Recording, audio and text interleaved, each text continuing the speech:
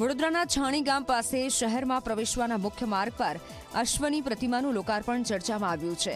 અશ્વની પ્રતિમા અંગે 2 પોલીસ અધિકારીઓએ આપેલા નિવેદનમાં વિરોધાભાસ જોવા મળ્યો. ટ્રાફિક ડીસીપીએ બ્લાઇન્ડ સ્પોટ અને અકસ્માત ઝોન હોવાનો અભિપ્રાય આપ્યો તો જોઈન્ટ પોલીસ કમિશનરે અકસ્માત ઝોન નહીં હોવાનો અભિપ્રાય આપતા અશ્વની પ્રતિમાનું લોકાર્પણ વિવાદમાં આવ્યું છે. અશ્વની પ્રતિમાના લોકાર્પણનો કોંગ્રેસ કોર્પોરેટરે વિરોધ નોંધાવ્યો.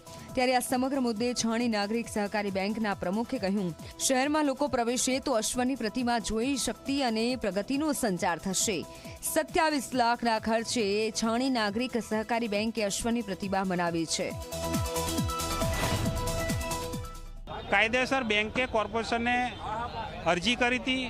અરજી આપ્યા પછી કોર્પોરેશને એસીપી ટ્રાફિકને જાણ કરી.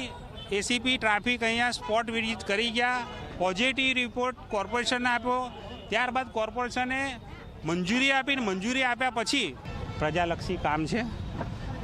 સહકારી બેંકના 94 સભાસદોનું આમાં હિત જળવેલું છે.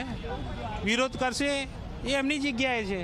મ્યુનિસિપલ કમિશનર સાહેબને અમે રજૂઆત કરી કે જ્યારે 2 અભિપ્રાય ભેગા થયા છે તો તમે પોલીસ કમિશનર સાહેબ પાસે કાગળ લખીને 2 અભિપ્રાયમાંથી કયો અભિપ્રાય અમારે સાચો ગણવો એના પછી કોઈ પણ કાર્યવાહી કરવામાં આવે. પણ મ્યુનિસિપલ કમિશનર સાહેબે કોઈ આવી કાર્યવાહી કરી નથી. વડોદરા શહેરના લોકોને જોઈને નિર્ણય કરવો જોઈએ. કોઈ એક માણસને પર્ટિક્યુલર ખુશ કરવા માટે એવા નિર્ણય ના કરવા જોઈએ જેથી ભવિષ્યની અંદર વડોદરા લોકોને નુકસાન થાય. અહીંયા જ્યારે કોઈનું એક્સિડન્ટ થઈને જીવ થશે, કોઈનું નુકસાન થશે તો એનું જવાબદાર કોણ રહેશે?